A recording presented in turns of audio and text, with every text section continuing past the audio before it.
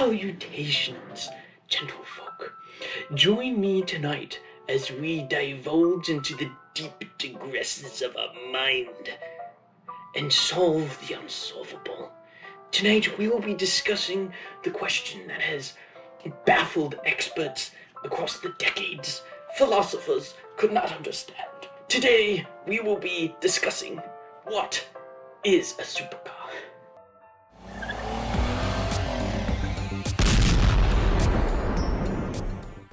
Alright, so welcome back everyone to A Car Rant, and today we're going to be talking about a topic that has always really interested me, okay? And it's just the term supercar. You know, supercar is used all over the place, you see it everywhere, but what does it really mean? What does it really imply? What is the technical definition of a supercar? Alright, we're going to sort of discuss this because it's a vague word, you know, but people still put sort of definitions around it and try to define and you know, what is a supercar. So we're going to try and define that. We're going to try and give it a definitive answer, what it is, and I'm sure that a lot of you are about to disagree with. But first, let's start with some of our history, of course. The word supercar, to my knowledge, was first used on the 1972 Lamborghini Miura, okay, was the first car with the official term supercar. Now, this is an appropriate car.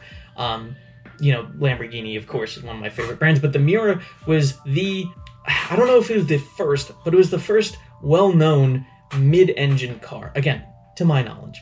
And this was the first car that they termed the use supercar. It was then used also on the Lamborghini Countach, and I think it was a lot more popular and made the word popular with the Countach. I do believe it was first originally used on the Lamborghini Miura. Why is this? I think the term supercar was used for the Miura just because this car was so above all of your other cars. You know, originally, cool fact, the Miura was designed to be like the McLaren F1, where you had single seating or center seating and then seats behind you, but originally they changed that up.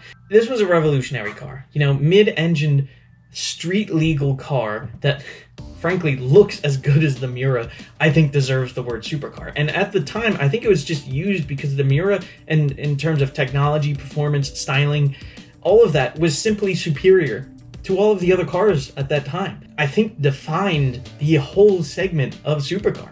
And so it definitely deserves that term, and that's where I think it originated from, right? Where you have the Miura that is such a step above in performance and engineering that it deserved the word supercar. It's a car, but super, basically. And so, you know, it kind of evolved from there, but I think that's where it was first originally used. Now, from the Miura, you know, we got the Countach, and since then, that class of cars have kind of exploded. Now, if you watch my first ever video on YouTube, which was, I guess, almost 2 years ago now, which is pretty crazy, I talk about the classes of cars. I talk about, you know, how there's all the different classes of performance cars.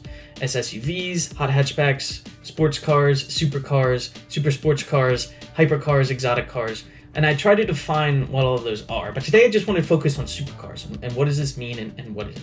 So like I said, started with the Miura and then it kind of evolved from there. Now, it changed up quite a bit, I think, to what we call a supercar today. Now, most people who perhaps aren't into supercars would call, oh, that's a fast modern car. I will call that a supercar. You know, it doesn't matter if it's a Koenigsegg Jesko or if it's a Corvette C8. It's a supercar. And that's just what people, I think, generally call a car that is focused, mainly, number one, focused on performance. We'll call it a supercar. And that's fair. I think that's a good general class to put performance cars in, you know, and you say this is a supercar. But then where do you draw that line?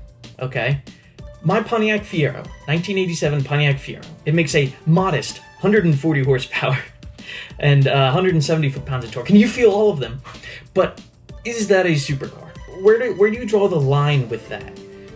You know, you could say all supercars are mid-engine. If it's mid-engine, it's a supercar.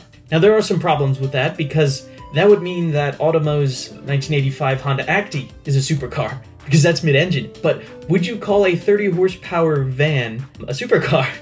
I personally wouldn't.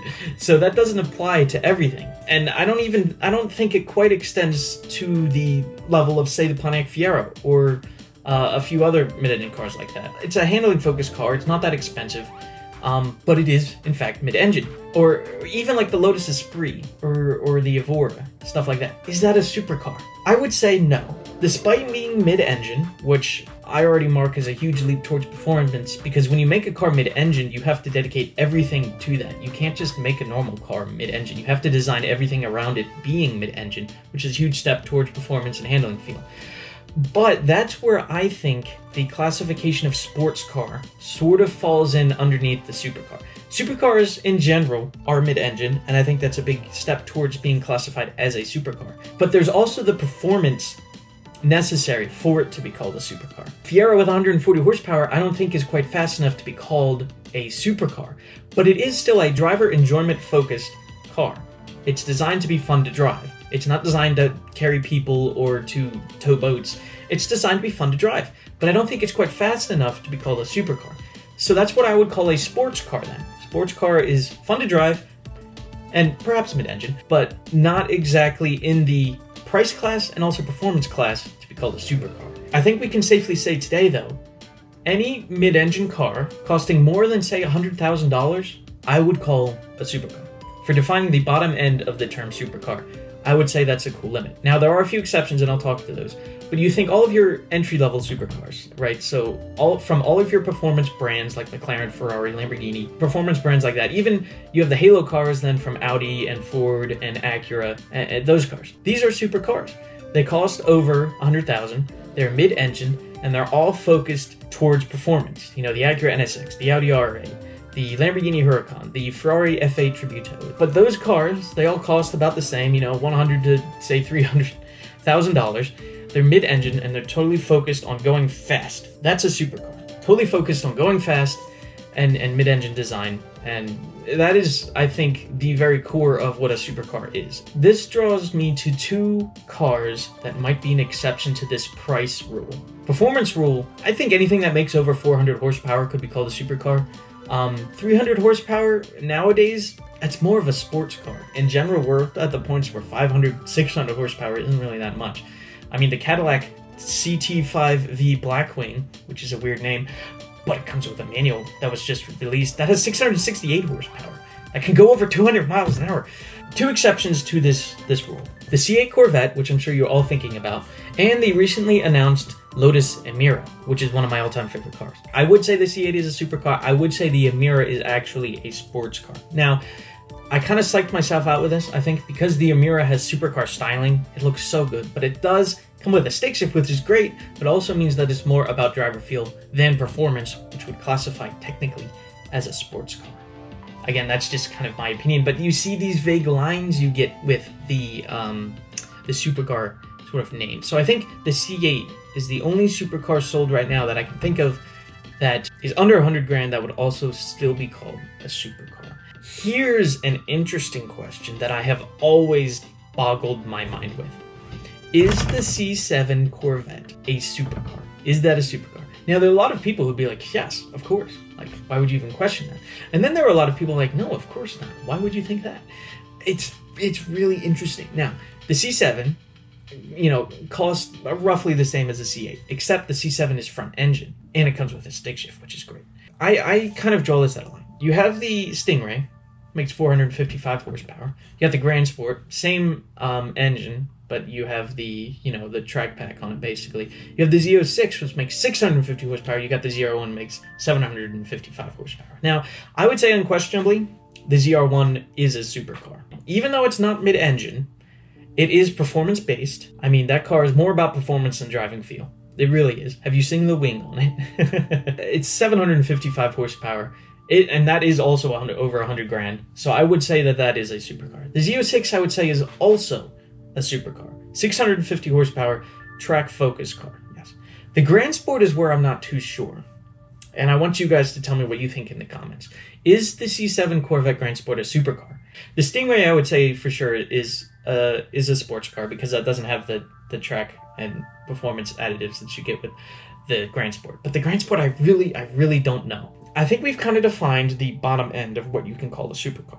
Let's talk about the top end, though. Are there cars too fast to be called a supercar? Now, like I said in the beginning of this video, you can kind of group all of these cars together as supercar, but we're talking about like hypercar, exotic car, supercar, sports car, where do you draw the line between supercar and hypercar, right? What is a hypercar? Here's the thing. I think $1 million is for sure a limit of what you would call a hypercar. Supercars are not that expensive, and they're also not that bespoke. I think this is a real important thing to talk on. Hypercars are much more bespoke and low production than supercars. Supercars in general are higher production and less optimized for the buyer, right? Where in a hypercar, you buy it and you pick everything, you go through the entire build process with the company to get your car, which comes out like 5 years later after you ordered it. Supercars tend to be roughly mass-produced. There's not really a production cap, with a few exceptions, of course. I think there is a price gap, 100 grand to $1 million. That's a really, really big price gap, but you have a lot of different kinds of supercars. You have entry-level supercars, you have normal supercars, and then you kind of have higher-end supercars. So it's kind of split itself into three things. Hypercars, you know, like the Regera. They only made 80 of those. It cost $3 million. Actually, I think it was like $2 million. You customize all of it, right? Like Bugattis, those are hypercars. Rimacs, hypercars. McLaren Speedtech, hypercar. Now, you could say that hypercars all make over 1,000 horsepower. And I'd say yes in general, but some supercars also make 1,000 horsepower. The power grid is a little iffy. I'd say what makes a hypercar different from a supercar is that it's limited in production and it's really bespoke. Like, you can customize all of that stuff. The first hypercar, I would say, is the McLaren F1, followed by the Bugatti Veyron, which I think was kind of coined the first hypercar. And then the Koenigsegg 1-to-1 came out and really defined the segment. And now that's exploded and you got tons of hypercars. Back to supercars. You kind of have three classes of main supercars. You have your entry-level supercar, which are high-produced, relatively low price compared to the others. But mainly there's a lot of them, and you can go like to a dealership and buy one. Like a Huracan, you can go to a Lamborghini dealership somewhere and get one of those. They're not hard to find. They're expensive, but in comparison to other supercars, they're not. You know, like there's a C8. That is the entry-level supercar. But then you have sort of your mid-range supercars. So this is like the McLaren 720S. McLaren has their entry-level of the now Artura, used to be the 570. Then you had your 720S as sort of your mid-range. Really, that's where I'd say the F8 sits, is actually mid-range, because those cost like $300,000 to $400,000. And then you also have like the Ford GT in this range. You know, that's limited, but also they're making well over a few thousand of them, so it's not that limited. But it costs that sort of $500,000 range, and you know, those are a little bit more faster and a bit more customizable than, say, your basic entry-level supercar. Then you have your new sort of defined segment that just kind of got established, your high-level supercars. You know, this was mainly established, I think, by the Ferrari. You have this Ferrari, which just came out. You know, this one it's got like 900 horsepower. It's in the upper range of hundreds of thousands of dollars, but it makes, you know, 900 to 1,000 horsepower. I think it's like 950 or so, you know, and change from PS to horsepower, whatever. But it's mass-produced. There is no production cap on it, which I would say is not a hypercar, and it costs quite a bit less than $1 million. You know, I don't think that's quite a hypercar, but it's like too high to be a supercar, so it's like a top-level supercar. Aston Martin recently announced the Valhalla, which I also think is one of the best-looking supercars. This thing is cool, and that also sits with the Ferrari, where it makes over 900 horsepower, but there's no production cap on it that I know of. There might be. But it sits below the Valkyrie, you know, and it's in that sort of high-level supercar. So there's only two cars there right now that I can think of, the Ferrari and the Aston Martin, but I'm sure there'll be more coming along soon, as there always is.